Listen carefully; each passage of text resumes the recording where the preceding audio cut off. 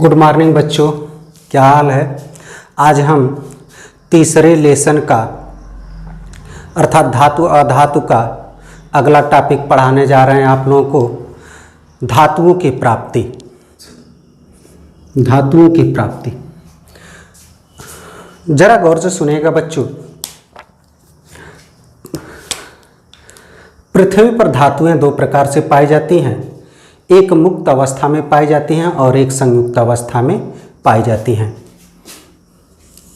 अर्थात धातुओं की क्रियाशीलता के आधार पर दो प्रकार की धातुएं पाई जाती हैं। हम लिख रहे हैं यहाँ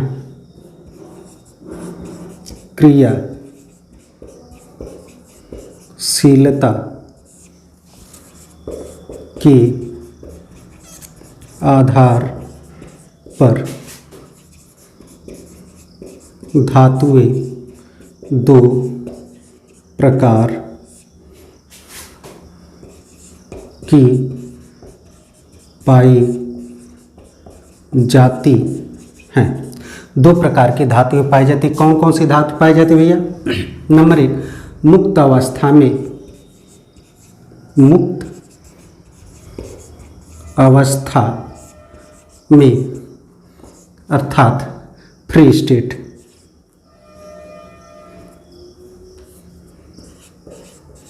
फ्री स्टेट। दूसरा, संयुक्त अवस्था में, संयुक्त अवस्था में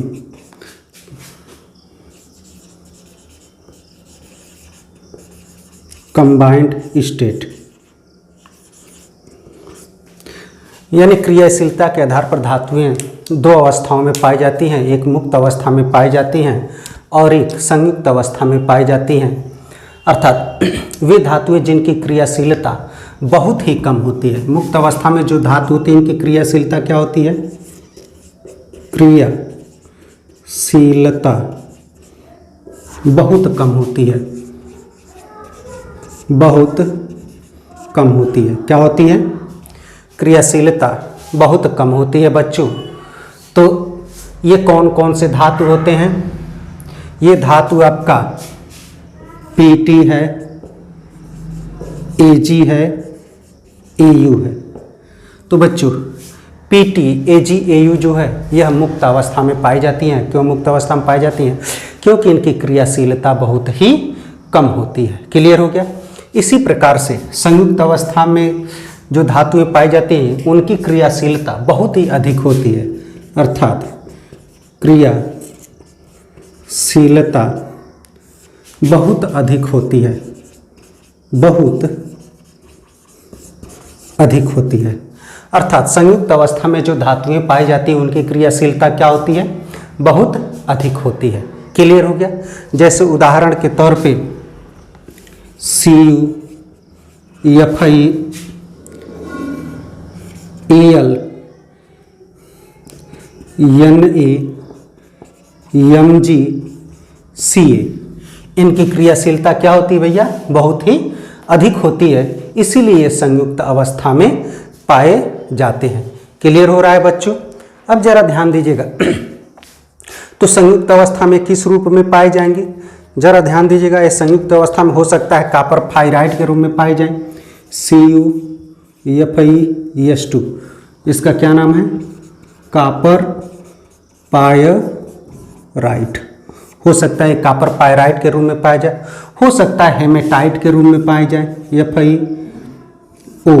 Fe2O3, हेमेटाइट, हेमेटाइट के रूप में पाई जाए आदि। ये किसी भी प्रकार से पाई जा सकती है। क्लियर हो रहा है बच्चों? अब जरा ध्यान दीजिएगा। नोट, क्या बच्चों? नोट। गौर से समझिएगा। कुछ धातुएं ऐसी होती हैं जो मुक्त अवस्था में तथा संयुक्त अवस्था में दोनों अवस्थाओं में पाई जाती हैं। जैसे आपका कॉपर हो गया, Ag हो गया, Fi हो गया, जो मुक्त तथा संयुक्त दोनों अवस्थाओं में पाई जाती हैं। कॉपर, Ag, Fi, क्या भैया? कॉपर AgFi संयुक्त तथा मुक्त दोनों अवस्थाओं में पाई जाती हैं। क्लियर हो रहा है बच्चों? यानी आपका कॉपर AgFi ये दोनों संयुक्त अवस्था में तथा मुक्त अवस्था दोनों में पाई जाती हैं। क्लियर हो गया? यहाँ तक क्लियर हो गया हो तो हम आगे बढ़ें। चलिए अब आगे बढ़ते हैं। धातुओं की प्राप्ति के लिए सबसे पहले हमको क्या करना होगा? खनिज लेना होगा। तो किस प्रकार से खनिज से धातु प्राप्त करते हैं आपको एक बार यहाँ बता दे रहे हैं किनारे। खनिज से हम क्या प्राप्त करेंगे? अयस्क प्राप्त करेंगे। क्या प्राप्त करेंगे बच्चों? अयस्क प्राप्त करेंगे। अयस्क का क्या करेंगे? सांद्रण करेंगे। क्या करेंगे बच्चों? सांद्रण करेंगे। अयस्क का सांद्रण हो गया तो इसका निष्कर्षण करेंगे। क्या करेंगे बच्चों? निष्कर्षण करेंगे। निष्कर्षण के बाद हम क्या करेंगे बच्चों? शोधन करेंगे। शोधन करेंगे। इस तरह से हमको धातु प्राप्त हो जाए। गौर से समझिएगा बच्चों, हमको कोई भी धातु प्राप्त करनी होगी तो वह खनिज के रूप में हमको मिलेगा। उस खनिज से हम अयस्क प्राप्त करेंगे। अयस्क का सांद्रण करेंगे, फिर हम निष्कर्षण करेंगे, फिर शोधन करेंगे तो हमको धातु प्राप्त हो जाएगी। तो आज हम लोग इन दो के बारे में पढ़ेंगे। क्लियर हो रहा है? यानी खनिज और अयस्क के बारे में पढ़ेंगे। फिर ये 3 बचता है तो हम लोग अगले लेक्चर में पढ़ेंगे। क्लियर हो रहा है? तो सबसे पहले हम जानेंगे कि खनिज कहते किसको हैं। खनिज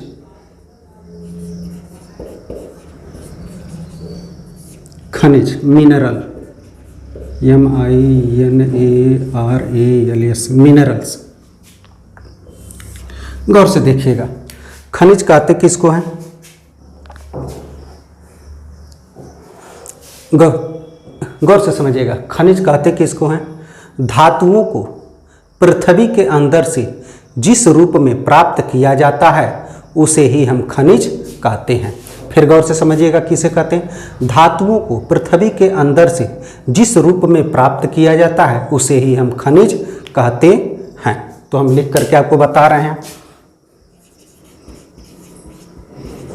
धातुओं को पृथ्वी के अंदर से जिस रूप में प्राप्त करते हैं उसे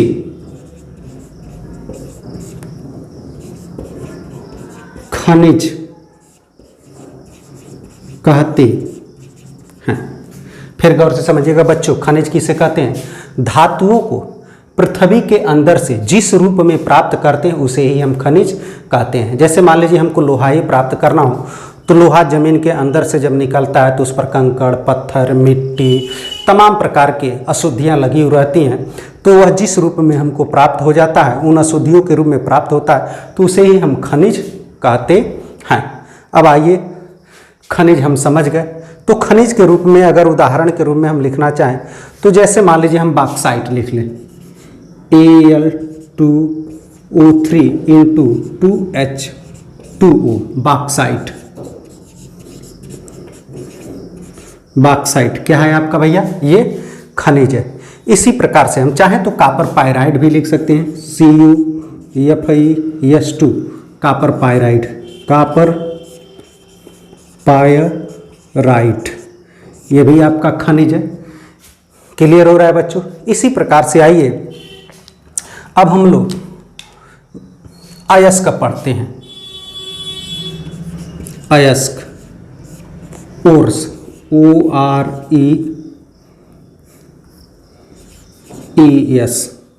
ओर्स किसे कहते हैं? अब इसके बारे में जानते हैं।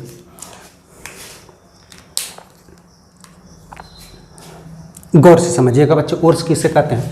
खनिजों से कम खर्च में अधिक मात्रा में धातु प्राप्त करने की क्रिया को ही हम अयस्क कहते हैं। फिर गौर से समझिएगा, अयस्क किसे कहते हैं? खनिजों से कम खर्च में अधिक मात्रा में धातु प्राप्त करने की क्रिया को ही हम अयस्क कहते हैं। तो देखिए हम लिख रहे हैं,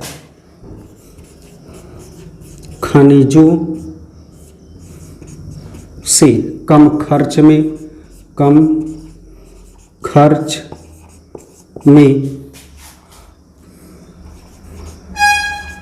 अधिक मात्रा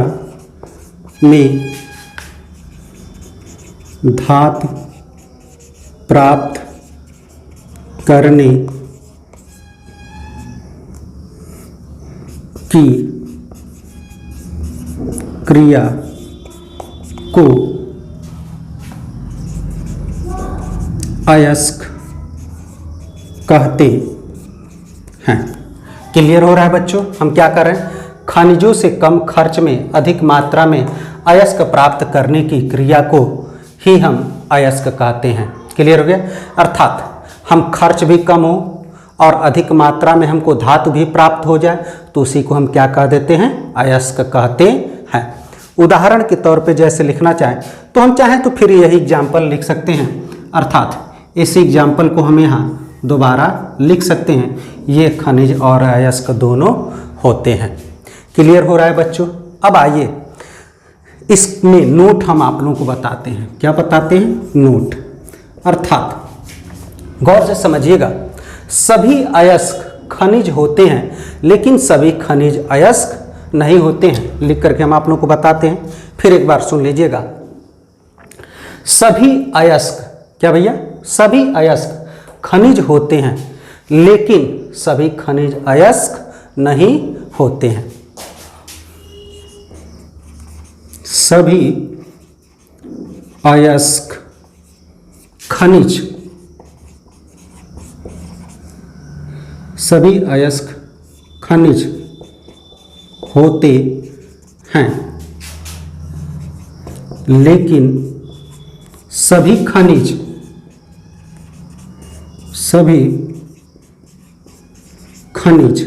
अयस्क नहीं होते हैं, नहीं होते हैं। इसका क्या कारण है? जरा गौर से समझिएगा। खनिज से ही अयस्क प्राप्त करते हैं तो इसलिए अयस्क तो खनिज हो सकते हैं, लेकिन खनिज जो होते हैं खनिज से ही अयस्क प्राप्त करते हैं लेकिन सभी खनिज अयस्क नहीं होते। इसका कारण यह है कि खनिजों के साथ गौर से समझिएगा, ये हमारा खनिज है तो इसके साथ धातु प्लस अशुद्धि दोनों होते हैं। क्या होते हैं? खनिज के साथ धातु प्लस अशुद्धि दोनों होते हैं, लेकिन जो अयस्क होता है इसमें केवल धातु होता है। क्या होता है? केवल धातु होता है, अशुद्धि नहीं होती। इसीलिए हम आपको बता रहे हैं कि सभी अयस्क खनिज होते हैं लेकिन सभी खनिज अयस्क नहीं होते हैं। क्लियर हो रहा है बच्चों? क्लियर है? आगे बढ़े, चलिए स्क्रीनशॉट ले लीजिए। अब आइए बच्चों हम लोग पढ़ते हैं अयस्क के प्रकार, कि अयस्क कितने प्रकार के होते हैं। अब क्या पढ़ने जा रहे हैं बच्चों? अयस्क के प्रकार। अयस्क के प्रकार, कि अयस्क कितने प्रकार के होते हैं। मुख्य रूप से अयस्कों को हम पढ़ें तो 4 प्रकार से हम लोग यहाँ पढ़ेंगे। सबसे पहला पढ़ेंगे हम लोग ऑक्साइड का अयस्क। ऑक्साइड का अयस्क,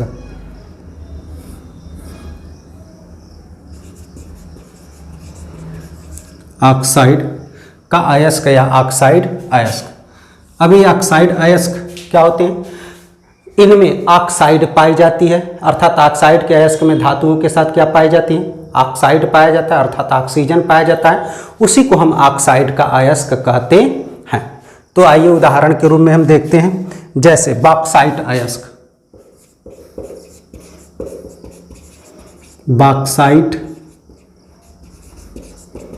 अयस्क फार्मूला हम जानते हैं, क्या होता है बच्चों, Al2O3 इंटू 2H2O, बॉक्साइट हो गया। इसी प्रकार से मैग्नेटाइट,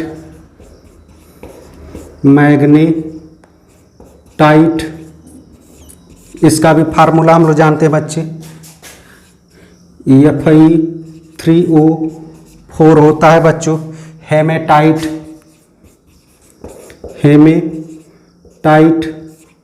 ये सभी आपके क्या हैं, अयस्क हैं, सभी क्या हैं, अयस्क है। हेमेटाइट का फार्मूला हम जानते हैं बच्चों, Fe2O3 होता है। इसी प्रकार से क्यूपराइट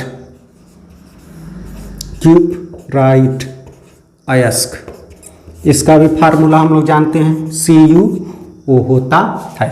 अब आइए, क्लियर हो रहा है बच्चों, गौर से देखिएगा। ऑक्साइड अयस्क कौन कौन से होते हैं, बॉक्साइट अयस्क, मैग्नेटाइट, हेमेटाइट, क्यूपराइट, ये सभी ऑक्साइड के अयस्क हैं। अब ऑक्साइड के बाद आइए कार्बोनेट अयस्क हम लोग देखते हैं। दूसरा कार्बोनेट अयस्क। अब कार्बोनेट अयस्क कौन कौन से होते हैं भैया, सबसे पहले तो मैलेकाइट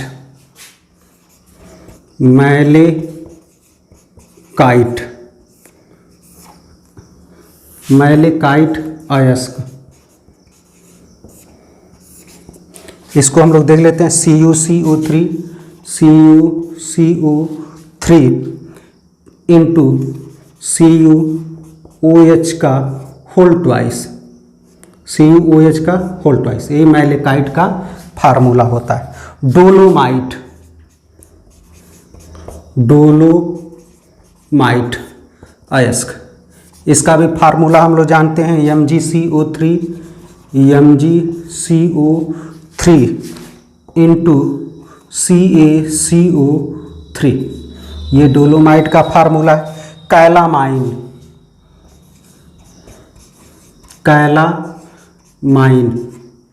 इसका कैलामाइन अयस्क होता है, इसका जो फार्मूला होता है ZnCO3 होता है। इसी प्रकार से सीडेराइट,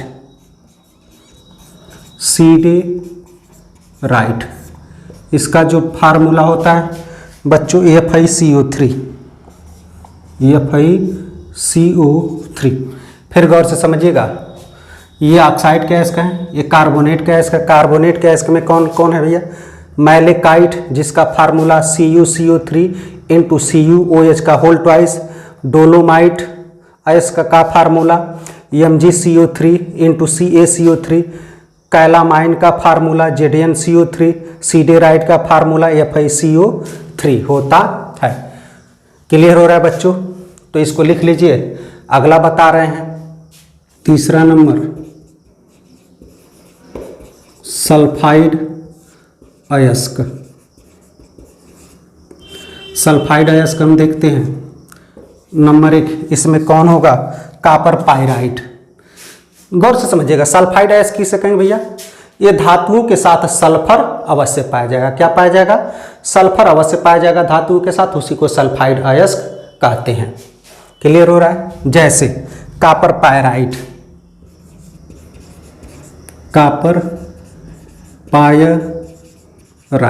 फार्मूला अभी अभी हम आप लोगों को लिखवाए थे, CuFeS2, ये किसका फार्मूला है, कॉपर पाइराइट का फार्मूला है। इसी प्रकार सिल्वर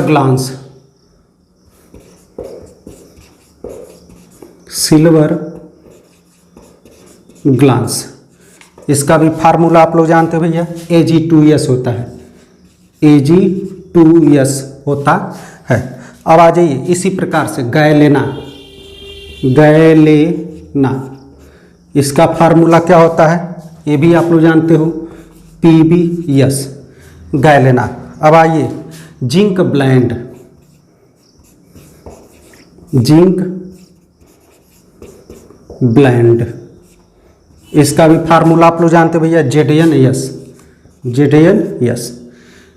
अच्छा देखिए सब में सल्फाइड आ रहे हैं यानी सल्फर आ रहे हैं, तो कॉपर पाइराइट का फार्मूला CuFeS2, सिल्वर ग्लांस का फार्मूला Ag2S, गैलेना का फार्मूला PbS, जिंक ब्लेंड का फार्मूला ZnS होता है। अब आइए चौथे नंबर पर हम लोग चलते हैं, अर्थात लास्ट हम लोग चलते हैं। चौथा क्लोराइड अयस्क, क्लोराइड अयस्क। अब आइए बच्चों, क्लोराइड अयस्क किसे कहेंगे, ये भी हम नाम से ही स्पष्ट है, अर्थात धातुओं के साथ क्लोरीन अवश्य पाई जाएगी, उसी को हम क्लोराइड अयस्क कहते हैं। जैसे देखिएगा horn silver,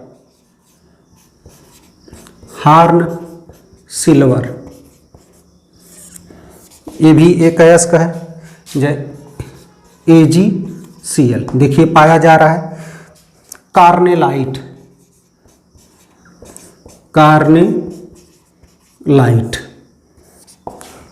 formula KCl MgCl2 into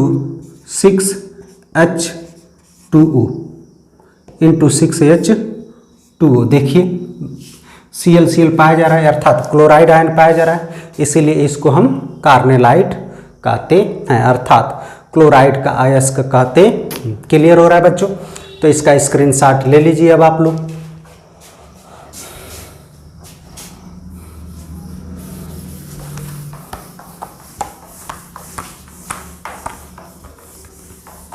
अब आइए बच्चों हम लोग पढ़ते हैं अयस्क का सांद्रण।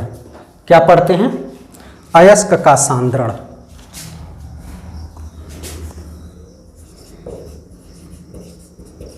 अयस्क का सांद्रण,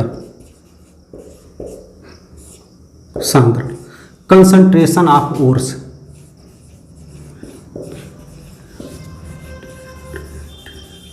concentration of ores, concentration of ores हम लोग पढ़ने जा रहे हैं। सबसे पहले समझेंगे कि अयस्क का सांद्रण किसे कहते हैं। गौर से समझिएगा, अयस्क में उपस्थित अशुद्धियों को दूर करने की क्रिया को ही हम अयस्क का सांद्रण कहते हैं, अर्थात अयस्क का सांद्रण किसे कहते हैं, हम लिख रहे हैं अयस्क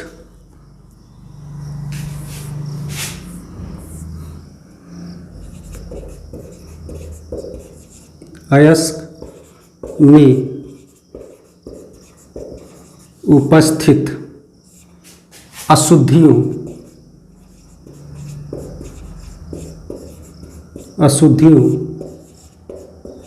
को दूर करने की क्रिया को अयस्क का सांद्रण कहते हैं। गौर से समझिएगा बच्चों, अयस्क का सांद्रण किसे कहते हैं, अयस्क में उपस्थित अशुद्धियों को दूर करने की क्रिया को ही हम अयस्क का सांद्रण कहते हैं। क्लियर हो रहा है बच्चों। अब जरा ध्यान दीजिएगा, अयस्क का सांद्रण 3 प्रकार से किया जाता है। अयस्क का सांद्रण कितने प्रकार से किया जाता है भैया, 3 प्रकार से किया जाता है। अयस्क का सांद्रण 3 प्रकार से किया जाता है। नंबर 1, चुंबकीय पृथक्करण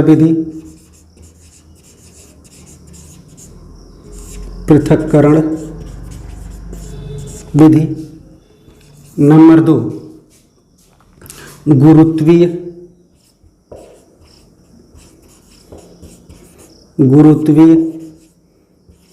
पृथक्करण विधि।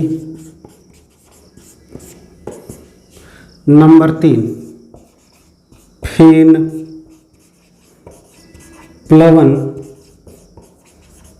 विधि। गौर से समझिएगा बच्चों, अयस्क का सांद्रण मुख्य रूप से 3 विधियों द्वारा किया जाता है। नंबर 1 चुंबकीय पृथक्करण विधि, नंबर 2 गुरुत्वीय पृथक्करण विधि, नंबर 3 फेन प्लवन विधि द्वारा किया जाता है। अब ये तीनों विधियां हम लोग एक एक करके पढ़ते हैं बच्चों।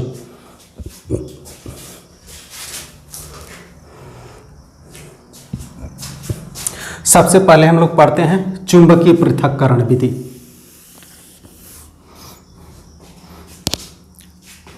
मैग्नेटिक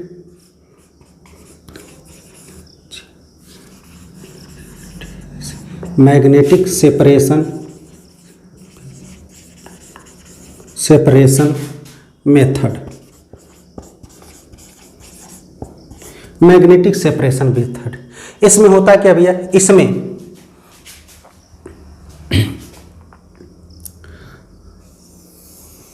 दो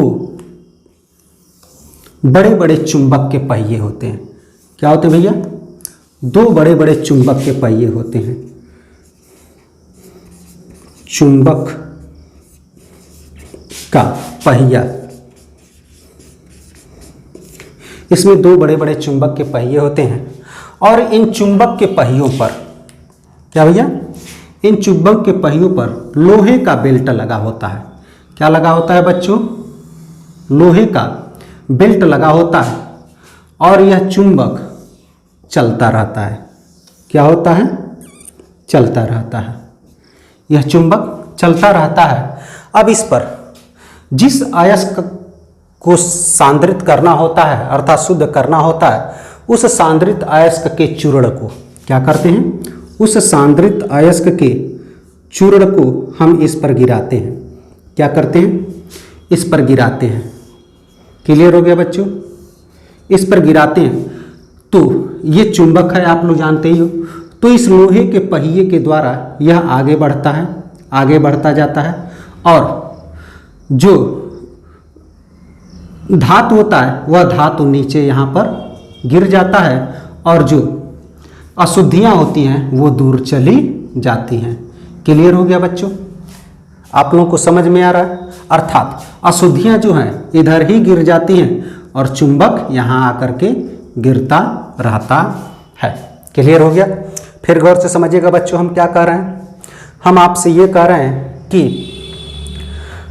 2 चुंबक होता है, चुंबक का पहिया होता है। इस चुंबक के पहिए पर लोहे का पट्टा लगा होता है, धातु कह लीजिए, धातु का पट्टा लगा रहता है।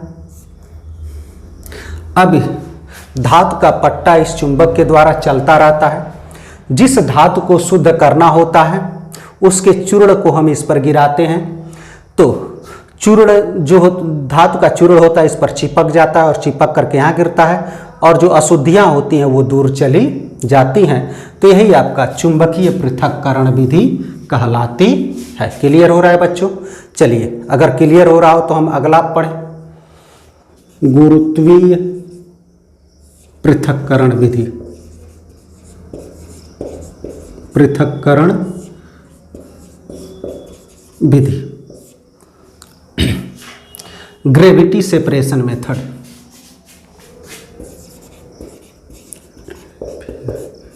Gravity separation method.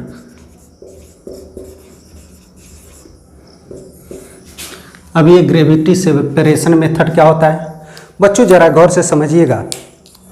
इसमें बारीक अयस्क को पीस लेते हैं। क्या करते हैं, अयस्क को बारीक पीस लेते हैं और जल की तेज धारा में ले जाते हैं। कहाँ ले जाते हैं, जल की तेज धारा में ले जाते हैं।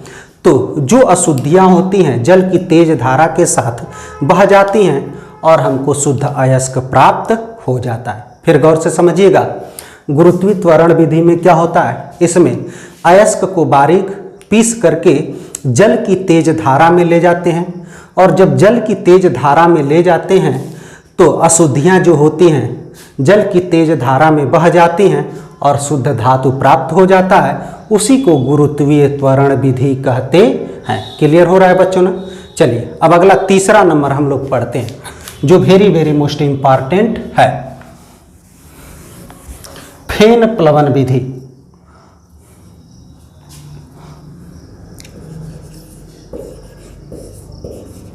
फेन प्लवन विधि, फ्रोथ फ्लोएटेशन,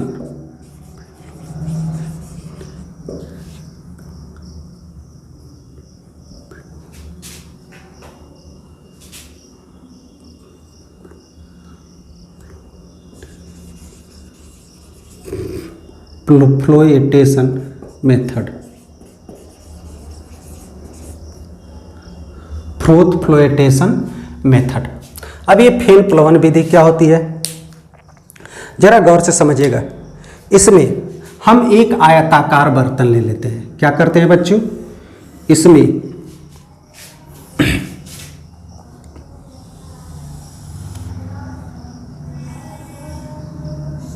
एक आयताकार बर्तन ले लेते हैं।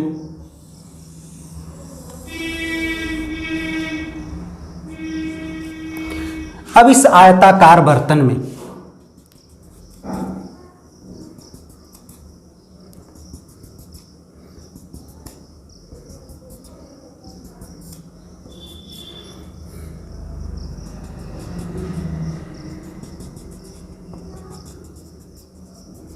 इस आयताकार बर्तन में तेल प्लस पानी भर देते हैं। क्या भर देते हैं भैया? आयताकार बर्तन में तेल प्लस पानी डाल देते हैं। क्लियर हो गया? अब ये तेल किस चीज का होता है ये भी आप लोग जान लीजिए। क्रियोसेट आयल होता है या चीड़ का आयर होता है। चीड़ का आयल होता है। क्लियर हो गया बच्चों? या तो क्रियोसेट आयल होता है या तो चीड़ का आयल होता है। समझ में आ गया? अब इसमें हम क्या करते हैं, इसमें एक छिद्र युक्त नली लगा देते हैं। क्या लगा देते हैं? नली कह लीजिए या पाइप कह लीजिए। इसमें एक छिद्र युक्त नली लगा देते हैं। ये छिद्रयुक्त नली लग गई।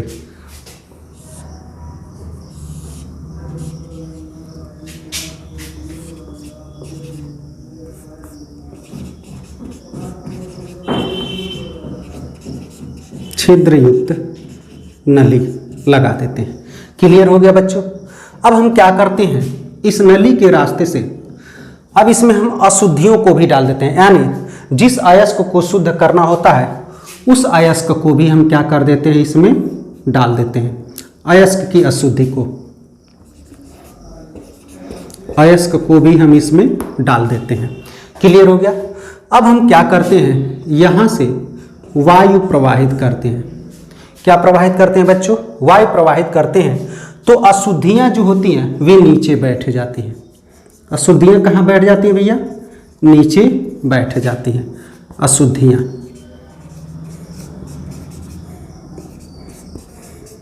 अशुद्धियाँ कहाँ बैठ जाती हैं? नीचे बैठ जाती हैं तथा अयस्क जो होते हैं वे झाग के रूप में कहाँ बैठ जाते हैं? ऊपर आ जाते हैं। झाग के रूप में अयस्क, झाग के रूप में अयस्क। क्लियर हो रहा है बच्चों? इसी को हम फेन प्लवन विधि कहते हैं या फ्रोथ फ्लोएटेशन मेथड कहते हैं। एक बार और गौर से बच्चों समझिएगा। हम आप लोगों को बता रहे हैं, हम क्या करते हैं, एक आयताकार बर्तन ले लेते हैं। क्या ले लेते हैं बच्चों? आयताकार बर्तन। आयताकार बर्तन, हम आयताकार बर्तन ले लेते हैं। इस आयताकार बर्तन में तेल तथा पानी का मिश्रण भर देते हैं। क्या भर देते हैं? तेल तथा पानी का मिश्रण भर देते हैं। मिश्रण भरने के बाद हम इसमें जिस अयस्क को शुद्ध करना रहता है उस अयस्क के चूर्ण को भी इसमें डाल देते हैं। अयस्क के चूर्ण को डाल करके अब हम वायु इसमें प्रवाहित करते हैं। वायु प्रवाहित करते हैं तो जो ही हम इसमें वायु प्रवाहित करते हैं तो अशुद्धियाँ जो होती हैं वे बर्तन के तली पे बैठ जाती हैं, अर्थात नीचे बैठ जाती हैं, और जो अयस्क होता है वह झाग के रूप में ऊपर आ जाता है। इसी को फेन प्लवन विधि कहते हैं। समझ में आया बच्चों? अगर समझ में आ गया हो तो इसका स्क्रीनशॉट ले लीजिए। इस तरह से यह टॉपिक समाप्त हुआ। Thank you.